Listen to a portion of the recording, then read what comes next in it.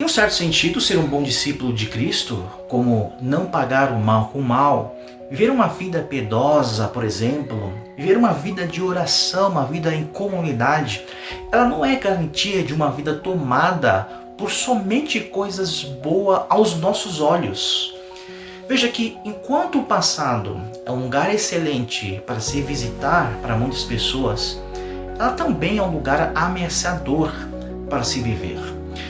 E em tantas ocasiões passadas, ainda há pessoas que não conseguem se desprender do que nós chamamos de culpa ou vergonha. Quantos cristãos vivem atormentados com a culpa e a vergonha?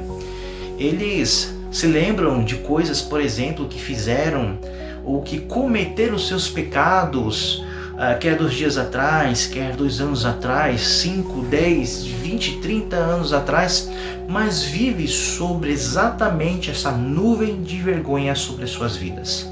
E essa vergonha, ela machuca, ela queima, ela incapacita. Isso nos leva a algumas questões, por exemplo, qual que é o lugar então da culpa? Qual que é o lugar da vergonha na vida de um cristão? E, em um certo sentido, essa culpa, ela se torna uma realidade objetiva de que eu cometi uma ofensa, uma transgressão, um crime. E que a vergonha é essa experiência subjetiva de sentir humilhação ou angústia por causa do que eu fiz.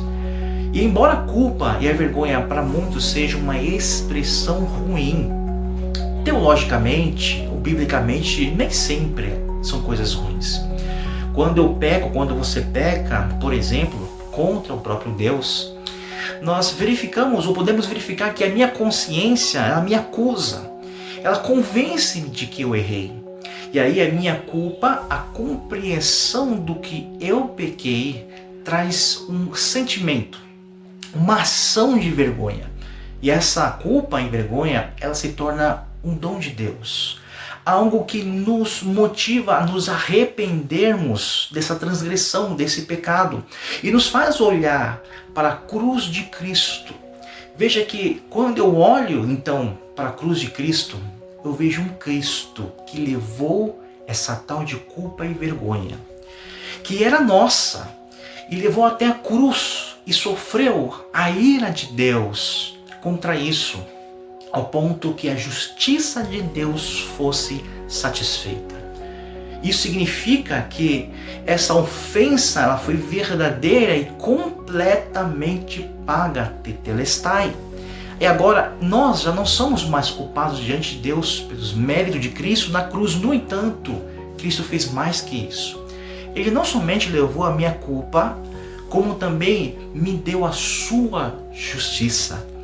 E é essa grande troca do Evangelho que é interessante, que meu pecado foi transferido a Cristo e a sua justiça foi transferida a mim. Não significa que eu não erro, que eu não peco mais, mas agora diante de Deus, como um pecador remido, eu me torno um justo, justificado pelas obras de Cristo. Romanos 5, pois assim como o homem, por uma só ofensa, veio o juízo sobre todos os homens para a condenação, assim também por um só ato de justiça veio a graça sobre todos os homens para a justificação de vida. Se alguém que deve sentir vergonha daquele pecado do passado, não é você, não sou eu, mas é Cristo. Você acha que Cristo está ao lado do Pai hoje atormentado com a vergonha por causa do adultério, assassinato, inveja que levou sobre si? Claro que não. Cristo sabe que esses pecados já foram tratados, pagos, que eles, todas as pessoas, já foram perdoados. Quando você cometer pecado, sentir vergonha, abrace isso como uma oportunidade para olhar novamente para o Senhor Jesus, olhar a sua importância na cruz, a sua obra na cruz e se arrepender desse pecado. Pregar o Evangelho a si mesmo e assegurar-se novamente de que a graça do Senhor, para aqueles que o colocam sua fé em Cristo Jesus, será saciada. Então abraça a liberdade do perdão e deixe que Cristo Jesus, sinta sua vergonha. A sua culpa já foi paga.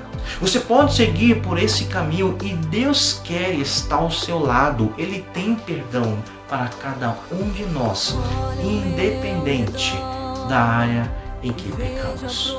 Que o Senhor seja o seu Deus, que o Senhor seja o seu Rei, que Cristo Jesus vos abençoe em toda a sua vida. Amém.